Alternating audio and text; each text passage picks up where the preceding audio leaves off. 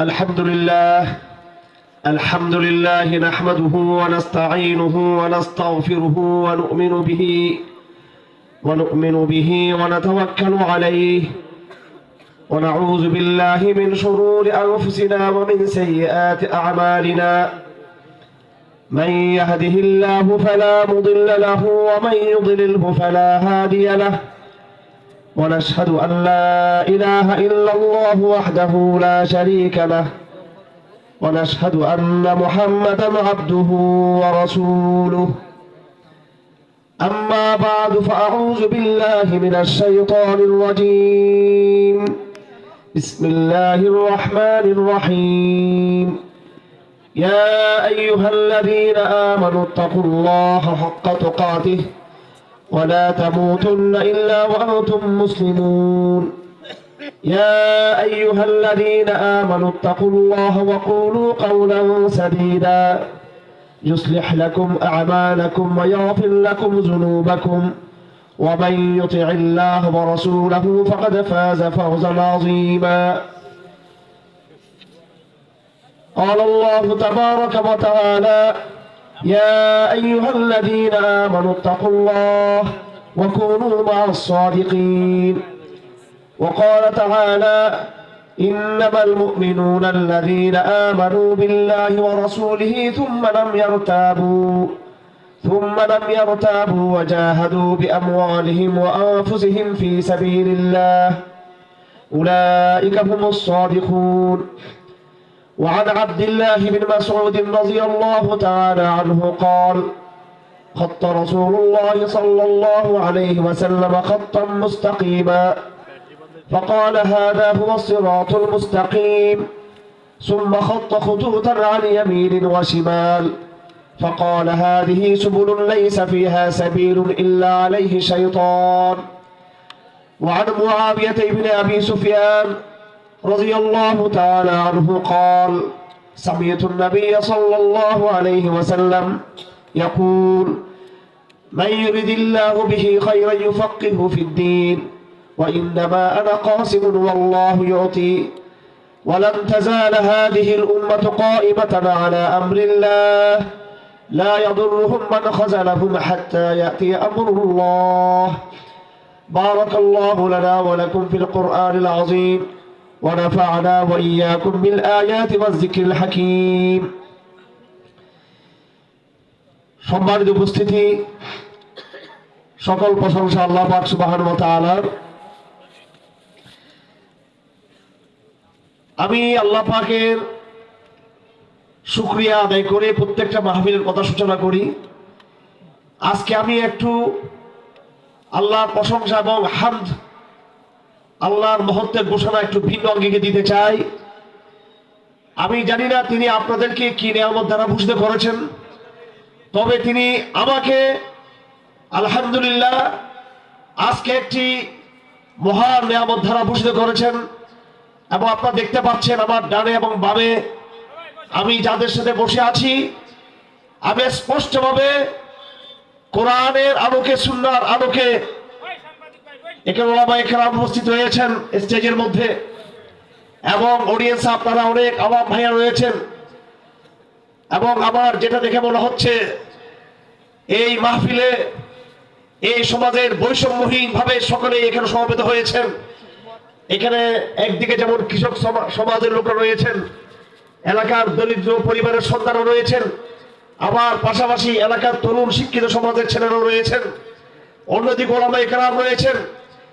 আপনাদের সকলের উদ্দেশ্যে আমি আজকে আমাদের উপস্থিতির মাধ্যমে একথা আরেকবার স্মরণ করে দিতে চাই যে আপনারা আজকে এই যুগ সন্ধিক্ষণের কঠিন সময়ে সিদ্ধান্ত নিতে হবে আপনাদেরকে যে আপনারা কোন দিকে থাকবেন। আমি আল্লাহর প্রশংসা এই জন্য করি যে আল্লাহ পাক সুবহানাহু ওয়া তাআলা আমাকে একটি সত্যবাদী কাফেলার সাথে যুক্ত হওয়ার তৌফিক দিয়েছেন আলহামদুলিল্লাহ। সেই সত্যবাদী কাফেলার একজন প্রতীক যাকে আপনারা দেখতে পাচ্ছেন, যাকে আমরা তাওহীদের মুয়াজ্জিন বলে ডাক দিয়েছি, এ কথা আমার নয়, এ কথা এদেশের লক্ষ লক্ষ তরুণের যাদের হৃদয়ে তাওহীদের স্পন্দন রয়েছে, তাওহীদের মুয়াজ্জিন এটা সহজ কথা নয়। আল্লাহ পাক সুবহানাহু ওয়া তাআলা হযরত ইব্রাহিমকে বলেছিলেন ওয়াজিন ফিন নাস বিল হজ, হে ইব্রাহিম তুমি সর্বপ্রথম তোমার ইরাক নগরীতে তাওহীদের দাওয়াত দিয়েছিলে এবং তুমি তাওহীদের পক্ষে কথা বলার কারণে তোমাকে কঠিন পরীক্ষায় নিবেদিত হইতে হয়েছিল। তোমাকে প্রথম তোমার পরিবারের বিরুদ্ধে সংগ্রাম করতে হয়েছে এবং সে সময়ে যে সমাজ ব্যবস্থা তার বিরুদ্ধে লড়াই করতে হয়েছে। তারপর তোমাকে রাষ্ট্রশক্তির মোকাবেলা করতে হয়েছে। ইব্রাহিম শুধু তাওহীদের কথা বলেন নাই, বরং তাওহীদকে চ্যালেঞ্জকারী যে শিরিক ছিল সেই শিরিকের বিরুদ্ধে তিনি কথা বলেছেন। তিনি শুধু শিরিকের বিরুদ্ধে কথা বলেন নাই, তিনি মূর্তি ভাঙ্গার মধ্য দিয়ে তিনি শিরকের বিরুদ্ধে তিনি জিহাদের সংগ্রাম তিনি শুরু করেছিলেন। তার বহু বছর পর তাওহীদের দাওয়াতের বহু বছর পর আল্লাহ পাক তাকে বলেছেন মক্কাতে গিয়ে কাবা শরীফের মাধ্যমে আল্লাহর ঘর নির্মাণ করার জন্য। এবং তার 40 বছর পর আল্লাহ পাক তাকে বললেন ফিলিস্তিনে গিয়ে আরেকটি মসজিদ বানানোর জন্য। আমি যে কথা বলতে যাচ্ছি সেটা হলো তাওহীদের আযান এবং শিরকের বিরুদ্ধে লড়াই, এটা মসজিদ বানানোর আগে, নামাজের আগে, রোজার আগে, হজের আগে, যাকাতের আগে, মাদ্রাসার আগে, খানকার আগে, তাবলীগের আগে, সব কিছু আগে হলো তাওহীদের পক্ষে অবস্থান ঘোষণা করা এবং শিরকের বিরুদ্ধে একটা সুস্পষ্ট অবস্থান নেওয়া। আমার ভাইয়েরা, আজকে যারা আমরা এখানে এসেছি, আমি দুঃখের সাথে বলতেছি আমাদেরকে যারা নাস্তিক ওরা আমাদেরকে জঙ্গিবাদী বলে, জঙ্গিবাদী বলে তারা আমাদের কোণঠাসা করতে চায়। আগামী দিনে যদি আমাদেরকে আরেকবার জঙ্গি বলে তারা যদি কোণঠাসা করতে চায়, আমি জিজ্ঞেস করতে চাই এই দেশের এই এলাকার স্থানীয় আলেম ওলামাদের কাছে, তরুণদের কাছে জিজ্ঞেস করতে চাই, আগামী দিনে যদি আরেকবার জসিমুদ্দিন রহমানের বিরুদ্ধে চক্রান্ত হয়, রফিকুল ইসলাম মাদানির বিরুদ্ধে চক্রান্ত হয়, হারভেজ হারদের বিরুদ্ধে চক্রান্ত হয়, শুধু এই কারণে যে তারা বাংলাদেশে ওই তাওহীদের কথা বলে, আমি আবার বলছি আমরাও তাওহীদের কথা বলি, আরো অনেকে তাওহীদের কথা বলে, কিন্তু আমাদের তাওহীদের কথা এই সময়ের এই যুগের প্রত্যেকটা শিরককে চিহ্নিত করে দেয়। আমাদের তাওহীদের দাওয়াত শিরকের বিরুদ্ধে জিহাদ করতে উদ্বুদ্ধ করে। আরো অনেকে তাওহীদের কথা বলে, তারা শুধু তাওহীদের এক পেশে আলাপ করে কিন্তু সমকালীন শিরককে তারা কিন্তু চিহ্নিত করে দিতে পারেন না। জাতীয়তাবাদ, দেশত্ববাদ, দেশত্ববোধের নামে এবং আগামীতে যে 31st নাইট নামে যেটা হবে, বিগত দিনের 16 ডিসেম্বরে জাতীয়বাদকে প্রতিষ্ঠিত করতে গিয়ে এবং বিভিন্ন দিবসকে সামনে রেখে আমরা যে মতবাদগুলো প্রচার করে থাকি, প্রত্যেকটা মতবাদ সেগুলো যদি আমি দার্শনিকভাবে বিশ্বাস করি এবং তার যে বাহ্যিক আচরণ, যেমন ধরুন আমি স্যান্ডেল খুলে মসজিদে প্রবেশ করব, কারণ স্যান্ডেল হচ্ছে আল্লাহ পাকের শিয়ার, কারণ মসজিদ হচ্ছে আল্লাহ পাকের শিয়ার। আল্লাহ পাক সুবহানাহু ওয়া তাআলা মুসা আলাইহিস সালামকে যখন নবুয়ত দিলেন, তখন আল্লাহ পাক বলছেন, হে মুসা আমি তোমার রব, আমি তোমাকে এখন ওহী নাযিল করব, তুমি একটি পবিত্র জায়গায় আছো, সেই জায়গা হলো মিশর এবং মাদিয়ান নগরীর মাঝামাঝি একটি জায়গা, সেই জায়গাতে আল্লাহ পাক তুয়া নামক জায়গায় আল্লাহ পাক তাকে আল্লাহ পাক ওহী দিবেন এবং আল্লাহ পাক ওহী দেওয়ার আগে তাকে বলতেছেন যে ফাখলান আলাইক ইন্নাকা বিল ওয়াদিল মুকাদ্দাস, তুমি আল ওয়াদিল মুকাদ্দাসের মধ্যে রয়েছো, তুমি পবিত্র জায়গায় রয়েছো, তুমি স্যান্ডেল করো। ফাখলান আলাইক, আল্লাহ পাক বাইতুল মুকাদ্দাসে ঢোকার আগে স্যান্ডেল করতে বলেছেন। আল ওয়াদিল মুকাদ্দাসে মুসা আলাইহিস সালামকে যেখানে ওহী দিবেন সেখানে স্যান্ডেল করতে বলেছেন। আল্লাহ পাক মদিনা শরীফে ঢোকার আগে স্যান্ডেল করতে বলেছেন। মসজিদে নববীতে আল্লাহ পাক স্যান্ডেল করতে বলেছেন আমাদেরকে। কাবা শরীফে ঢোকার আগে, হেরেমে ঢোকার আগে, আমার ভাইয়েরা, আল্লাহ কর্তৃক ঘোষণা দেওয়া এই পবিত্র জায়গা ছাড়া কোন জায়গাকে পবিত্র মনে করা কি জায়েজ আছে কি জায়েজ নাই? জায়েজ আছে? আমাদের দেশে প্রত্যেকটা স্কুলে শহীদ মিনার রয়েছে, সেখানে আমরা স্যান্ডেল খুলে প্রবেশ করতে চাই। এটা শিরকের প্রতীক কিনা? এটা শিরকের প্রতীক কিনা? আমি এটাই বলতে চাচ্ছিলাম, আমরা তাওহীদের আলোচনা করি কিন্তু সমকালীন যে শিরকগুলো হচ্ছে সেগুলো আমরা কিন্তু চিহ্নিত করতে চাই না। এবং আমাদের মাথা খুব বুদ্ধিমান আমাদের লোকেরা, এই জমানার গরিব মানুষের শিরক সবাই বলে, মাজার পূজার বিরুদ্ধে আমরা সবাই বলি, দরগা পূজার বিরুদ্ধে আমরা সবাই বলি, কারণ যারা দরগা পূজা করে, বিশ্বের মাজার পূজা যারা করে তারা গরিব মানুষ। আর এদেশের ধনীরা সংবিধানকে পূজা করে, এদেশের ধনী লোকেরা, এলিট শ্রেণীর লোকেরা গণতন্ত্রকে পূজা করে, এদেশের ধনী লোকেরা, বড় লোকেরা জাতীয়বাদকে পূজা করে, এই দেশের ধনী লোকেরা আন্তর্জাতিক বিশ্ব ব্যবস্থাকে পূজা করে।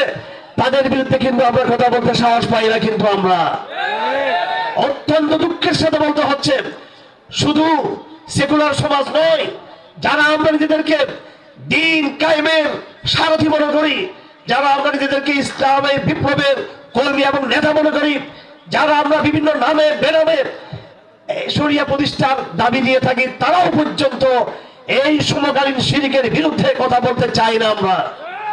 এবং যারা আমরা স্পষ্ট কথা বলি, তাদেরকে একদিকে আমাদের শত্রুরা খারিজি হিসেবে, আমাদের শত্রুরা নাস্তিকরা আমাদেরকে জঙ্গি বলে, আরেকদিকে সালাফি ধারার কিছু ভাইয়েরা, সালাফিদের মধ্যে দুই রকম সালাফি আছে। ওসামা বিন লাদেন সালাফি ছিলেন, এবং আব্দুল্লাহ জাম এবং আইমান জাওয়াহিরি এরাও কিন্তু সালাফি ছিলেন। বর্তমানে আরব বিশ্বে জিহাদের নেতৃত্ব দিচ্ছেন, তারাও কিন্তু সালাফি। এক দল হলো আহমদ ইবনে হাম্বলের মতো সালাফি, আরেক দল হলো সৌদি আরবের যারা পেট্রো ডলারের যারা শেখ রয়েছে তাদের মতো সালাফি। আমি সালাফি বলতে এইসব সালাফিদের বলতে চাই যারা আমাদের কথায় কথায় বলে আমরা নাকি খারিজি হয়ে গেছি আমরা। আমার ভাইয়েরা, 3 নম্বর দল আমাদের দেওবন্দীদের মধ্যে, কওমিদের মধ্যে যারা একটা নতুন আজগবি একটা নাম আবিষ্কার করেছে, মানহাজি একটা শব্দ আবিষ্কার করেছে। আমি আমার শ্রদ্ধা বড় ভাই, আমি আমার শেখ জসিমুদ্দিন রহমান হাফিজাহুল্লাহকে একটা তথ্য দিতে চাই। আমি যখন 2021 সালে কারাগারে গেলাম, তখন একটা নতুন অভিজ্ঞতা হলো। আমি 2009 সালে প্রথম কারাগারে গিয়েছিলাম। শেখ হাসিনা সরকার ক্ষমতায় এসে সর্বপ্রথম বাংলাদেশে যাকে গ্রেফতার করেছে তিনি হলাম আমি। 2009 সালে, 10 সালে বের হলাম, 2013 সালের কারাগারে ঢুকলাম, 2016 সালে বের হলাম।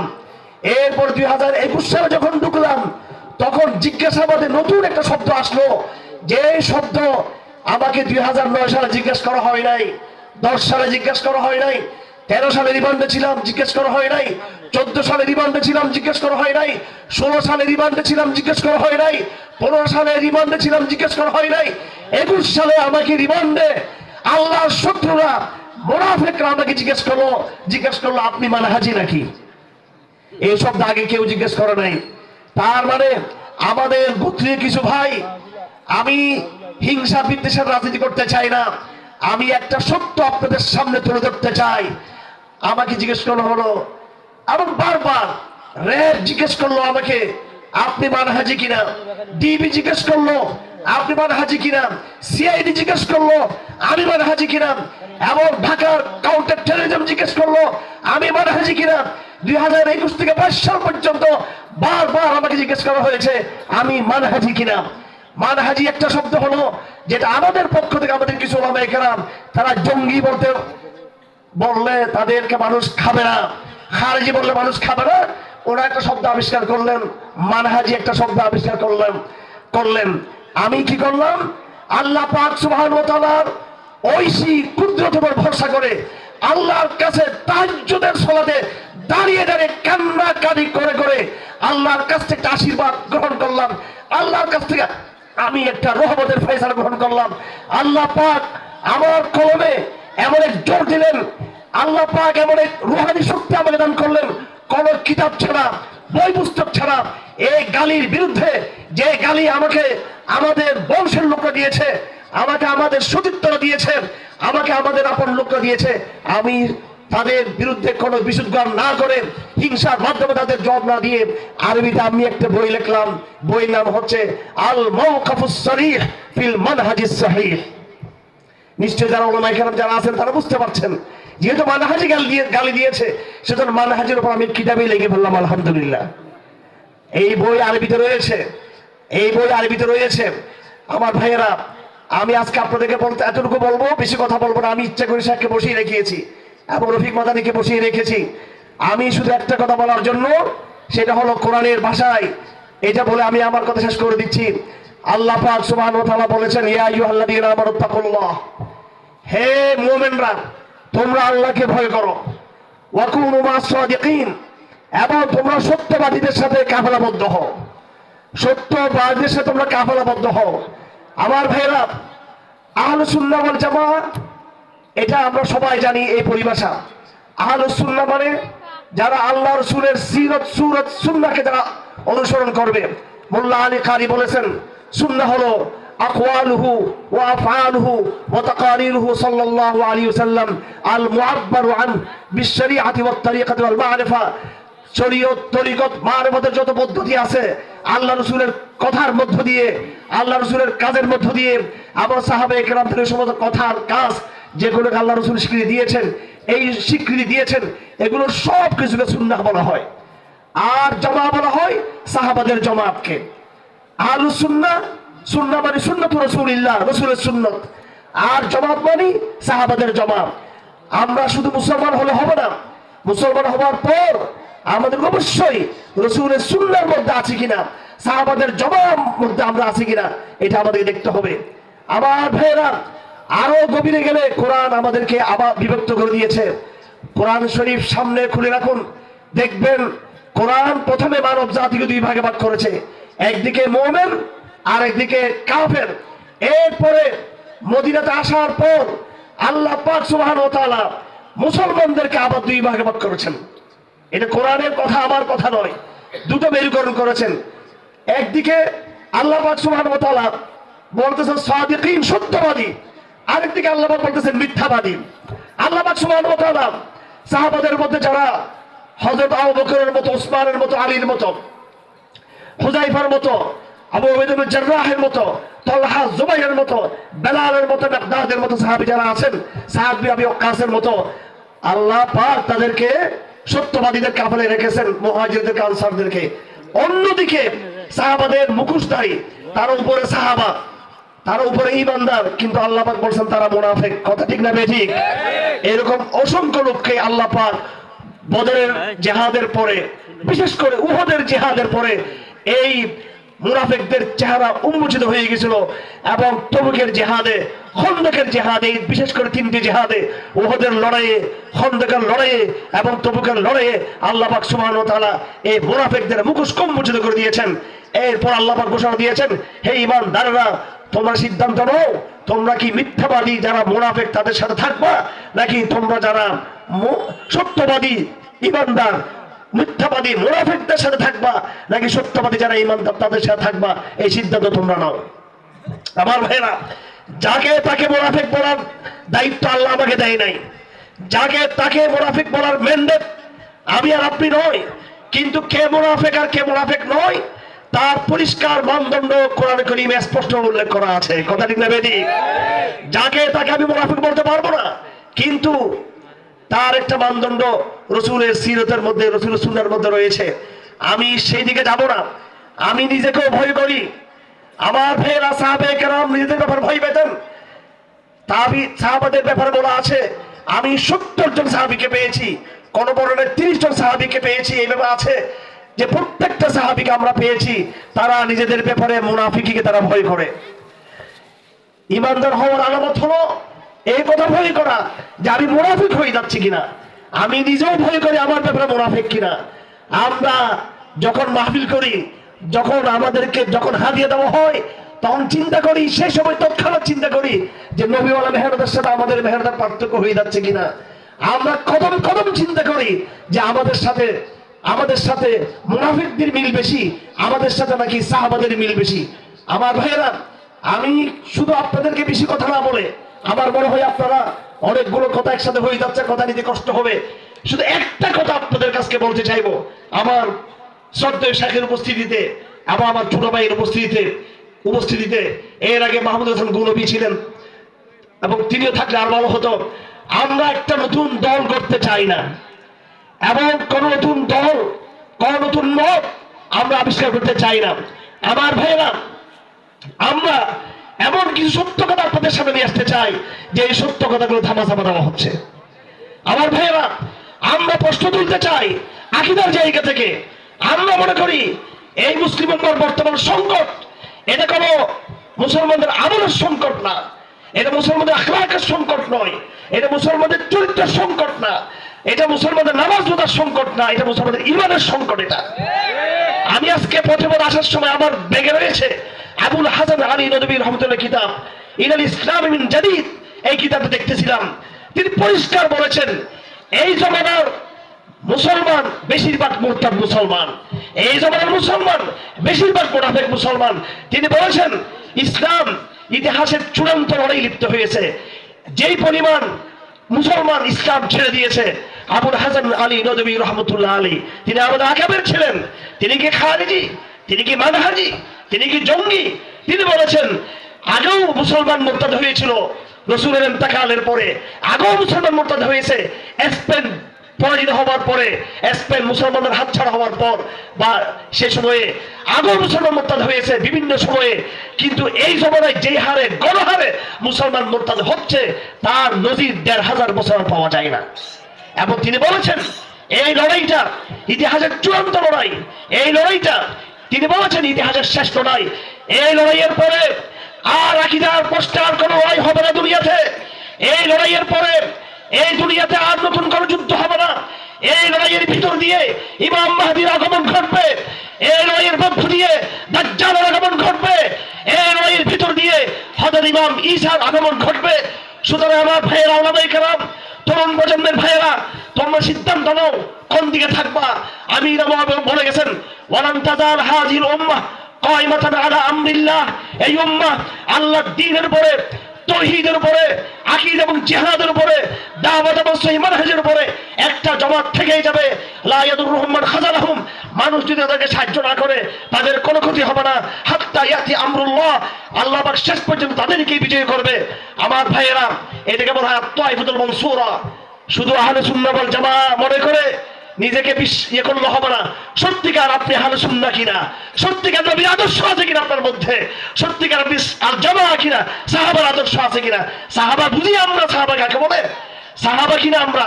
সাহাবা হলে আপনি জামাআহ, আর রাসূলের যদি আদর্শ থাকে তাহলে আপনি সুন্নাহ হবেন। এরপরে আপনি আত-তাইফাতুল মানসুরা কিনা। আল্লাহ পাক ওয়াদা করেছেন কিয়ামত পর্যন্ত আল্লাহ পাক মুজাহিদদের জামাতকে সাহায্য করবে। এই কথাই আমি কোরআনের ভাষায় বলতে চেয়েছিলাম। আল্লাহ পাক বলেন ইয়া আইয়ুহাল্লাযীনা আমানুত্তাকুল্লাহ ওয়া কুনু মা'আস সাদিকিন, হে ঈমানদাররা ঈমান আনো, আল্লাহকে ভয় করো এবং তোমরা সত্যবাদীদের সাথে হও। আমি আর বেশি কিছু বলবো না, যা বলেছে তা এনাফ, তা যথেষ্ট। এবার আপনি সিদ্ধান্ত নেবেন আপনারা কার সাথে থাকবেন। আপনারা ব্যক্তি জসিমুদ্দিন রহমানের সাথে থাকার কথা আমি বলছি না, ব্যক্তি হারনেসার গুণবী আমরা রফিক মাদানী বা অন্য কারোর সাথে কোন ব্যক্তির সাথে থাকার কথা বলছিলাম। আমরা আমাদের আকাবেরদের মধ্যে ব্যক্তি কাসেম নানতবী, ব্যক্তি শহীদ আহমদ শহীদ, ব্যক্তি আশরাফ আলী থানভী, ব্যক্তি ইসমাইল শহীদের কথা আমরা বলতে চাই না। কোন ব্যক্তির কথা বলবো না, কোন ব্যক্তি মাসুম নয়। কিন্তু অবশ্যই আপনি চিন্তা করবেন জামাত হিসেবে কারা সত্যের কাছাকাছি, সেটা আপনাকে সিদ্ধান্ত নিতে হবে। আপনাকে সিদ্ধান্ত নিতে হবে জামাত হিসেবে ইসলামের দিন, ইসলামকে বিজয় করার জন্য এই আখিরি জমানায় কাদের স্যাক্রিফাইস, কাদের কোরবানি, কাদের ত্যাগ, কাদের বক্তব্য সাহাবাওয়ালা বক্তব্যের সাথে, সাহাবাওয়ালা ত্যাগের সাথে, সাহাবাওয়ালা অবস্থানের সাথে মিল রয়েছে, সেই সিদ্ধান্ত আপনাকে নিতে হবে। আমার ভাইয়েরা, আল্লাহ পাক একদম আখেরি জমানার শেষে আমরা চলে আসছি। এই জমানায় দিকে দিকে আল্লাহ পাক আমার আপনার ইমানকে রক্ষা করার জন্য হাজিরাকে আল্লাহ পাক 16 বছর রেখেছেন। আল্লাহ চাইলে হাজিরাকে আরো 5 বছর রাখতে পারতো, কিন্তু আল্লাহ পাক সেটা করেন নাই।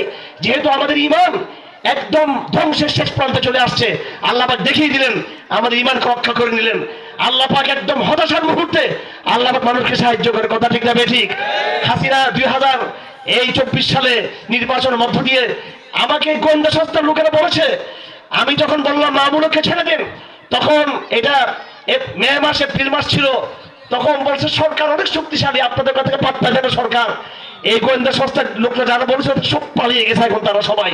দেখুন তারা কিন্তু আশা করে নাই। তারা কি বলতেছে? সরকার অনেক শক্তিশালী। আমাকে গোয়েন্দা সদর দপ্তরে ডেকে বলা হয়েছে সরকার অনেক শক্তিশালী। এ কথা বলা হচ্ছে এই মে মাস এপ্রিল মাসে বলা হচ্ছে, সম্ভবত তখন রমজান মাস ছিল, যে সরকার অনেক শক্তিশালী, সরকার আপনার দাবিকে পাত্তা দেয় না। এই কথা বলার মে, জুন, জুলাই, আগস্ট 4 মাসের মাথায় এই সরকারকে আল্লাহ পাক ফেরাউনকে যেমন ডুবিয়ে মেরেছে, এই সরকারকে আল্লাহ পাক এইভাবে লাঞ্ছিত করে, পদচ্যুত করে, ক্ষমতাচ্যুত করে ধ্বংস করে দিয়েছে আল্লাহ পাক। মাত্র 4 মাস আগে বলতেছে সরকার অনেক শক্তিশালী, আপনাদের ডিমান্ড আমরা এখন মানবো না। আমি জসিমুদ্দিন রহমান হাফিজাহুল্লাহর জন্য প্রস্তাব দিয়েছিলাম, তার ব্যাপারে আপনারা চিন্তা ভাবনা করুন। আমাকে ধমক দিয়ে বলা হলো যে তাকে তো আমরা জঙ্গি হিসেবে ঠিক করি, আপনাকে হেফাজত হিসেবে চিনি, আপনি জঙ্গি হতে চাচ্ছেন নাকি আপনি? আজকে যিনি এই কথা বলেছেন তারা আজকে কিন্তু কেউ ক্ষমতার মসনদে নেই, আগামী দিনে আর কোনোদিন তারা এই ক্ষমতার মসনদে ফিরে আসতে পারবে না ইনশাআল্লাহ আজিজ। আমার ভাইয়েরা, অর্থাৎ আল্লাহ পাক আপনাকে শেষ মুহূর্তে সাহায্য করবে, শেষ মুহূর্তে সাহায্য করবে, এই কথা আমাদের আস্থা বিশ্বাস আছে তো আমাদের। আমি আমার কথা শেষ করে দিচ্ছি। আমি যা বলতে চাচ্ছি আপনি বুঝে নেওয়ার চেষ্টা করবেন। ইয়া আইয়ুহাল্লাযীনা আমানু তাকুল্লাহ, হে ঈমানদাররা আল্লাহকে ভয় করো, সত্যবাদীদের সাথে তোমরা যুক্ত হওয়ার চেষ্টা করো। শুনেন, একটা কথা বলে দিচ্ছি, আমাদের এই আওয়াজ সবসময় শুনতে পাবেন না, আমাদেরকে সবসময় কিন্তু দেখবেন না। আপনারা মনে করবেন না যে আমরা পেশাদার বক্তা সারা বছর আজকে মাহফিল করে আসছি, এরপরে ডায়েরিতে আবার আগামী বছর মাহফিলের তারিখ নেব। আমরা এরকম কোন মাহফিলের তারিখ নেই না, আমরা পেশাদার বক্তা না। আমরা তাওহীদের আযান দিয়ে যাচ্ছি, জিহাদের ডাক দিয়ে যাচ্ছি, শরীয়তের কথা বলে যাচ্ছি। আমরা শুধু বাংলাদেশ নিয়ে আমরা কথা বলি না কোনো সময়। বাংলাদেশ এখন যে অবস্থায় আছে, এই অবস্থায় আমরা মোটামুটি মনে করি এই সুযোগকে কাজে লাগালে আমরা ইসলামে ভালো কিছু করতে পারবো। এই মুহূর্তে আমরা খুব এক্সট্রিম, খুব আমরা তাড়াহুড়া করে শর্টকাট বাংলাদেশকে সরিয়ে রাষ্ট্র করে ফেলবো, বাংলাদেশকে আমরা খারাপ রাষ্ট্র কায়েম করবো, এই ধর বাচ্চা শুরু কথা বলি না। আমরা কাফেরের মাথা ধরে টান দিতে চাই। আমরা বাংলাদেশ হচ্ছে কাফেরের লেস, এই কাফেরের লেস নিয়ে আমরা বিষয়টা টেনশন করি না। আমাদের জানা আছে এই আধুনিক বিশ্ব সভ্যতার গোড়া কোথায়, ওই জায়গায় আমাদের আঘাত করতে হবে। আমাদের জানা আছে কারা আমাদের বাইতুল মুকাদ্দাসকে দখল করে রাখছে, যারা আমাদের বাইতুল মুকাদ্দাস কব্জা করে রাখছে, সেই কাফের মাথা থেতলে দিতে চাই। আমরা ওই কাফের মাথা আঘাত করতে চাই। আমাদের যে বিজয় আসবে, সেই বিজয় ভারতবর্ষ জুড়ে ইসলামের বিজয়ের স্বপ্ন আমরা দেখি। সেই বিজয় খোরাসান থেকে হিন্দ, হিন্দ থেকে শাম, শাম থেকে আফ্রিকা, আফ্রিকা থেকে আরব, আরব থেকে তুর্কিস্তান পর্যন্ত, তুর্কিস্তান থেকে মধ্য এশিয়া পর্যন্ত আমরা ইসলামের সেই বিজয়ের স্বপ্ন দেখতে চাই।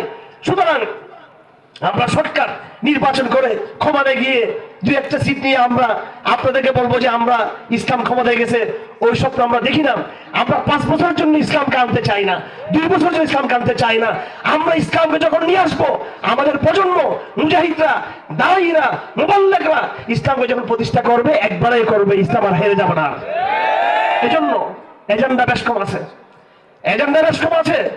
আপনাকে বুঝতে হবে কোনটা নবুয়তের এজেন্ডা আর কোনটা বেদাত হাসানের এজেন্ডা। মুফতি ফয়জুল্লাহ বলেছেন, রাহে বেলায়েত, রাহে নবুয়ত, রাহে বেলায়েতের চেয়ে রাহে নবুয়ত অনেক উত্তম। আমাদের কিছু ভাইরা যা করতেছেন এটা অবশ্যই ভালো, এটা বেদাত হাসানা। দিন প্রতিষ্ঠার বিভিন্ন ইজতিহাদ আপনাদের রয়েছে, দিন প্রতিষ্ঠার বিভিন্ন প্রয়াস আপনাদের আছে, আপনাদের ইখলাস নিয়ে আমাদের কথা নাই। কিন্তু দিন প্রতিষ্ঠার আরো পরিশুদ্ধ পথ যেটা আছে নবুয়তি মানহাজ, সেটা 2টা মানহাজ। 1 নম্বর দাওয়াত ইলাল্লাহ, 2 নম্বর জিহাদ ফি সাবিলিল্লাহ। এই 2 পথে যতক্ষণ পর্যন্ত, এজন্য আমার ভাইয়েরা সিদ্ধান্ত আপনারা নেবেন, সিদ্ধান্ত আপনারা নেবেন, সিদ্ধান্ত আপনাদের নিতে হবে যে আপনারা সত্যবাদীদের দিকে থাকবেন নাকি আপনারা ভিন্ন কোনো স্বপ্নের দিকে থাকবেন। এই কথা বলে আমি আমার বক্তব্যকে শেষ করছি। আল্লাহ পাক সুবহানাহু ওয়া তাআলা আমাদের আপনাদের সকলকে তাওহীদের পথে, আকীদার পথে ঐক্যবদ্ধ থাকার তৌফিক দান করুন। আমি একটা প্রতিশ্রুতি আপনাদের কাছে দিতে চাই, আগামী দিনে যদি কোন অপশক্তি রফিক মাদানির বিরুদ্ধে যদি চক্রান্ত করে, আল্লামা শেখ জসিমুদ্দিন রহমানের বিরুদ্ধে চক্রান্ত করে, আপনারা রাজপথে শীর্ষের প্রাচীর হয়ে বাতিলের বিরুদ্ধে আপনারা প্রতিরোধ কায়েম করতে পারবেন তো আপনারা ইনশাআল্লাহ? ভারত ধমক দিচ্ছে জসিমুদ্দিন রহমানকে তারা ক্যাপচার করবে, এবং ভারতের দূষণও বাংলাদেশে রয়েছে, তারা আমাদেরকেও তারা নজরদারিতে রয়েছে। আমাদের শক্তি দুটো, 1 নম্বরে মহান আল্লাহ, এই শক্তির সাথে কোনো শরীক আমরা করি না। 2 নম্বর আমরা মনে করি এদেশের নিরীহ যারা জনগণ, অসহায় জনগণ, তরুণ প্রজন্ম, এরা আমাদের শক্তি। আমরা কি আপনাদের উপরে আস্থা বিশ্বাস রাখতে পারি ইনশাআল্লাহ? আমার ভাইয়েরা, আল্লাহ পাক বেশি লোককে বিজয় দিবেন না, স্বল্প সংখ্যক লোককে আল্লাহ বিজয় করবেন। এটা মনে রাখবেন, কাম মিন ফিয়াতিন কালিলাতিন গালাবাত ফিয়াতান কাসীরাতান বিইজনিল্লাহ। স্বল্প সংখ্যক লোকের উপর লোককে আল্লাহ পাক অধিক সংখ্যক লোকের বিরুদ্ধে বিজয় দান করেছেন। আল্লাহ পাক সুবহানাহু ওয়া তাআলা আমাদের আপনাদের সকলকে বাংলাদেশে সহ সারা দুনিয়াতে দিন প্রতিষ্ঠার তৌহিদের যে স্বচ্ছ পরিচ্ছন্ন সংগ্রাম, এই সংগ্রামে একতাবদ্ধ হয়ে কাজ করার তৌফিক দান করুন। সত্যবাদীদেরকে আপনাদের যুক্ত থাকার তৌফিক দান করুন। ওয়া মা আলাইনা ইল্লাল বালাগ ওয়া আখিরু দাওয়ানা আলহামদুলিল্লাহি রাব্বিল আলামিন ওয়া সাল্লাল্লাহু তাআলা খায়রা খালকিহি মুহাম্মদ ওয়া আলিহি ওয়া সাহবিহি আজমাইন। আসসালামু আলাইকুম ওয়া রাহমাতুল্লাহি ওয়া বারাকাতুহু।